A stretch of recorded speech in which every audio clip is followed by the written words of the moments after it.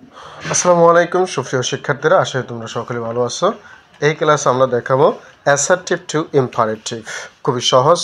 তো দেখো, you should open the door, এটা আমার অ্যাসার্টিভ সেন্টেন্সে রয়েছে। তো আমরা এটা ইম্পারেটিভ করবো, হবে ওপেন দ্য ডোর। নিয়মটা কি বন্ধু, ইউ শুড যুক্ত কোনো শব্দ, খেয়াল করো, ইউ শুড যদি অ্যাসার্টিভ সেন্টেন্সে যদি ইউ শুড থাকে আর সেটাকে যদি ইম্পারেটিভ করতে হলে তাহলে আমরা ইউ শুডটা বাদ দিয়ে দিব। ইউ শুডের পর যে অংশ থাকবে সেটি আমরা অ্যান্সারে লিখে দিলে হয়ে যাবে ইম্পারেটিভ। অর্থাৎ ইউ শুড যুক্ত অ্যাসার্টিভ সেন্টেন্সকে ইম্পারেটিভ করতে হলে আমরা ইউ শুড বাদ দিয়ে ইউ শুডের পর অংশ লিখে দেবো। সেজন্য open the door, come here. আসলে বুঝতে পেরেছো। এবার আসো, we should go there, we should learn it. তো এখানে আছে উই শুড। যদি উই শুড থাকে, অর্থাৎ উই শুড যুক্ত অ্যাসার্টিভ সেন্টেন্সকে যদি তোমার ইম্পারেটিভ করতে বলে তাহলে আমরা উই শুডের পরিবর্তে দিয়ে দিব লেটাস। তারপরে উই শুডের বাকি উই শুডের পরের অংশ, let's go there, let's go there, let's learn ইট।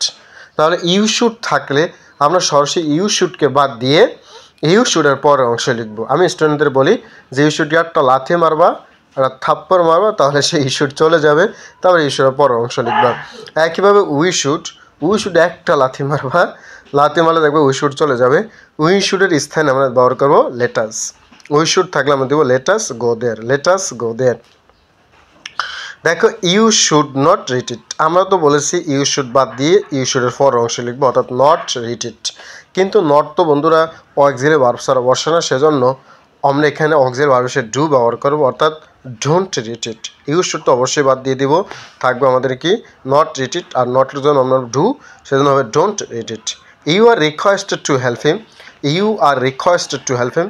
এই যে ইউ আর রিকোয়েস্টেড টু যদি থাকে আর সেটাকে যদি তোমার ইম্পারেটিভ করতে বলে তাহলে সেজন্য তুমি কি করবা, ইউ আর রিকোয়েস্টেড টু বাদ দিয়ে জাস্ট লিখবা প্লিজ, আর টু এর পরের অংশ ইউ আর রিকোয়েস্টেড টু পর্যন্ত বাদ দিয়ে লিখবা প্লিজ, তারপরে হেল্প হিম। এখানে হেল্প আছে সেজন্য হেল্প হিম। আসলে বুঝতে পেরেছ। এবার খেয়াল করো, ইউ শুড নেভার টেল এ লাই। আমি বলছিলাম ইউ শুড থাকলে ইউ শুডের পর অংশ লিখবো, সেজন্য never tell A lie. I may অথবা might tell the story, I may অথবা মাইট টেল দ্য স্টোরি। তো আই মে বা মাইট যদি থাকে, আই মে বা মাইট যদি থাকে অ্যাসার্টিভ সেন্টেন্সে, আর তুমি যদি সেটাকে ইম্পারেটিভ করো তাহলে তোমাকে কী করতে হবে শোনো, তাহলে তুমি লিখবা লেট, শুধুমাত্র লেট যুক্ত করে দেবা। আর আইয়ের অবজেক্টিভ ফর্ম কি মি, তা let me tell the history. May বা মাইট বাদ যাবে, মে বা মাইটের পরিবর্তিত লেট আনবা, মে বা মাইটের পরিবর্তে লেট আনবা, লেট। তাহলে এখানে সাবজেক্ট হচ্ছে আইয়ের অবজেক্ট ফর্ম বসে দেবা let me tell the history. এখান থেকে হি মে বা মাইট, তাহলে মে বা মাইটের পরিবর্তে আমরা আনবো লেট, সাবজেক্টের অবজেক্ট বসাবো let him come in, let him come in.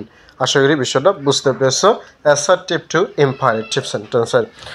ধন্যবাদ সকলকে, আল্লাহ হাফেজ।